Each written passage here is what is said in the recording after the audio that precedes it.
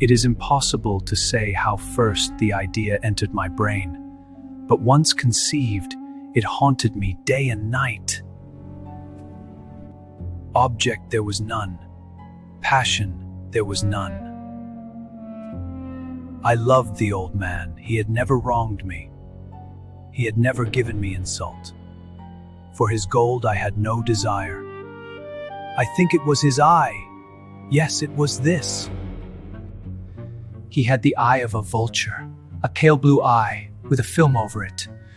Whenever it fell upon me, my blood ran cold. And so by degrees, very gradually, I made up my mind to take the life of the old man, and thus rid myself of the eye forever. Now this is the point. You fancy me mad. Madmen know nothing, but you should have seen me. You should have seen how wisely I proceeded. With caution, with foresight, with dissimulation, I went to work. I was never kinder to the old man than during the week before I killed him. And every night, about midnight, I turned the latch of his door and opened it, oh, so gently. Oh, you would have laughed to see how cunningly I thrust it in. I moved it slowly, very, very slowly, so that I might not disturb the old man's sleep. Ah, would a madman have been so wise as this? I undid the lantern cautiously. I undid it just so much that a single thin ray fell upon the vulture eye. And this I did for 7 long nights, every night just at midnight, but I found the eye always closed. And so it was impossible to do the work, for it was not the old man who vexed me, but his evil eye. And every morning, when the day broke, I went boldly into the chamber and spoke courageously to him, calling him by name in a hearty tone and inquiring how he has passed the night. So you see, he would have been a very profound old man, indeed, to suspect that every night, just at 12, I looked in upon him while he slept. Upon the 8th night, I was more than usually cautious in opening the door. A watch's minute hand moves more quickly than did 9. Never before that night had I felt the extent of my own powers. I could scarcely contain my Islamic triumph.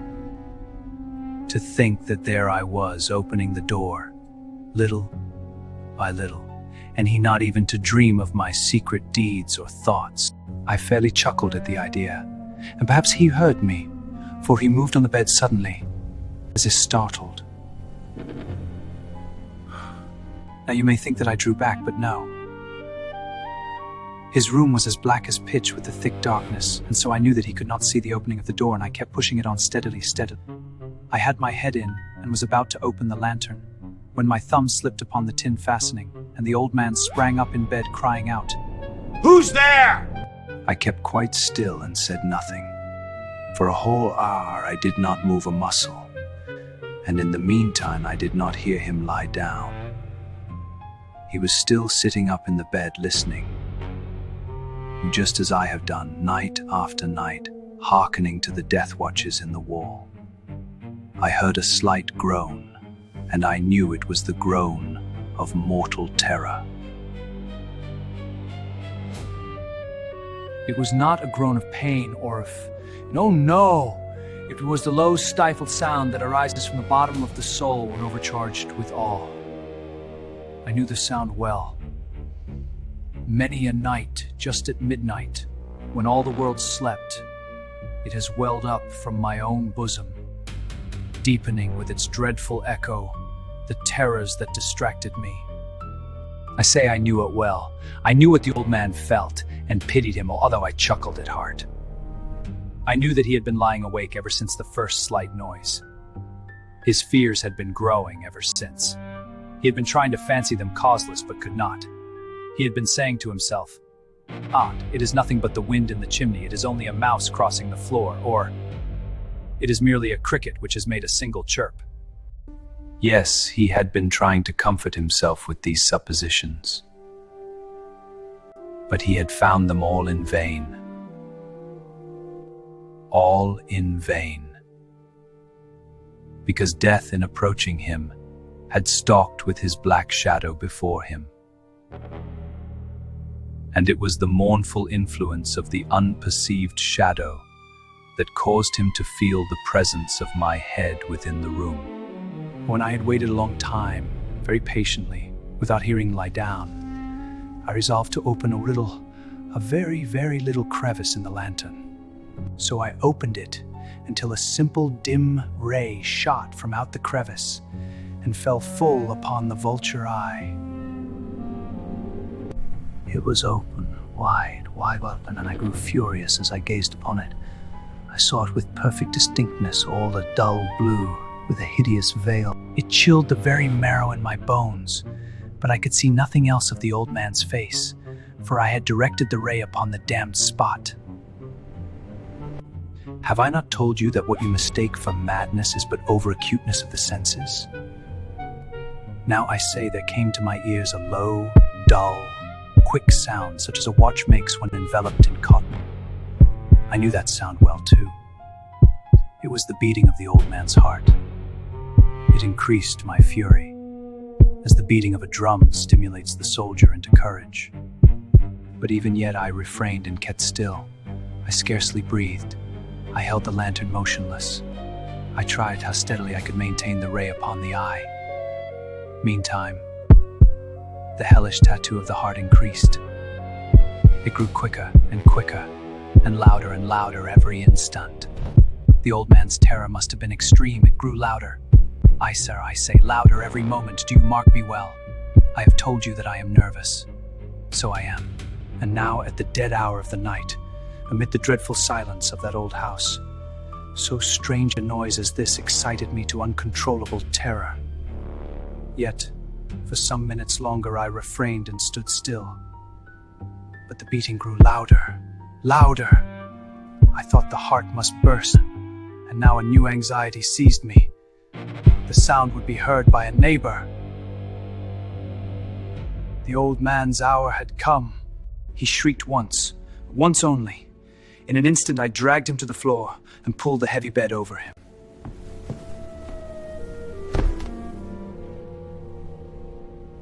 I then smiled gaily to find the deed so far done. But for many minutes the heart beat on with a muffled sound. This, however, did not vex me. It would not be heard through the wall. At length it ceased. The old man was dead. I removed the bed and examined the corpse. Yes, he was stone dead. I placed my hand upon his heart and held it there many minutes. There was no pulsation. He was stone dead. His eye would trouble me no more.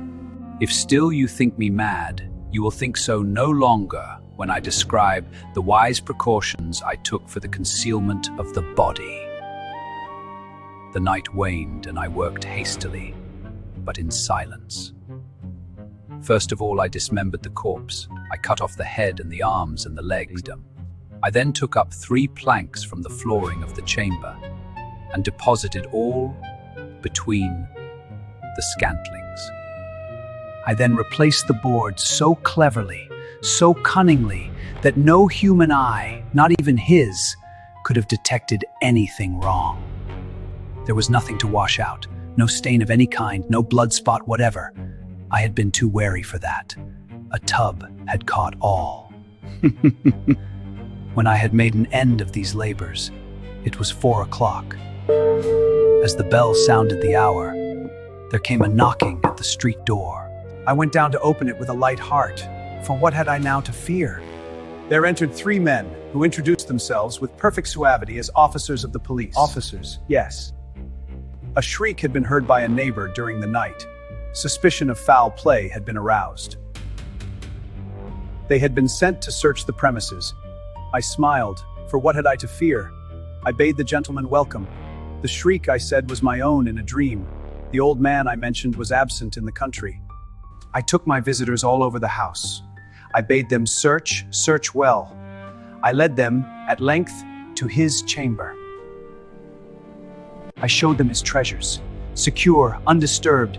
In the enthusiasm of my confidence, I brought chairs into the room and desired them here to rest from their fatigues. while I myself, in the wild audacity of my perfect triumph, placed my own seat upon the very spot beneath which reposed the corpse of the victim.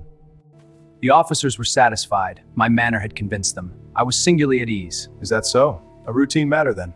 They sat, and while I answered cheerily, they chatted of familiar things. But before long, I felt myself getting pale and wished them gone. My head ached, and I fancied a ringing in my ears.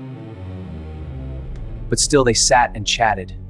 The ringing became more distinct. I talked more freely to get rid of the feeling, but it continued until I found that the noise was not within my ears. No doubt I now grew very pale, but I talked more fluently and with a heightened voice. Yet the sound increased, and what could I do? It was a low, dull, quick sound, much such a sound as a watch makes when enveloped in cotton. I gasped for breath, and yet the officers heard it not. I talked more quickly, more vehemently, but the noise steadily increased. I arose and argued about trifles, but the noise steadily increased. Why would they not be gone? I paced the floor to and fro with heavy strides, as if excited to fury by the observations of the men, but the noise steadily increased. Oh God, what could I do? I foamed, I raved, I swore. I swung the chair upon which I had been sitting and grated it upon the boards. But the noise arose over all and continually increased. It grew louder, louder, louder. And still the men chatted pleasantly and smiled. Was it possible they heard not? No, they heard, they suspected. They were making a mockery of my horror. This I thought, and this I think. That anything was better than this agony. Anything was more tolerable than this derision. And I could bear those hypocritical smiles no longer. Felt that I must scream or die. Villains, I admit the deed. Tear up the planks. Here, here. It is the beating of his hideous heart.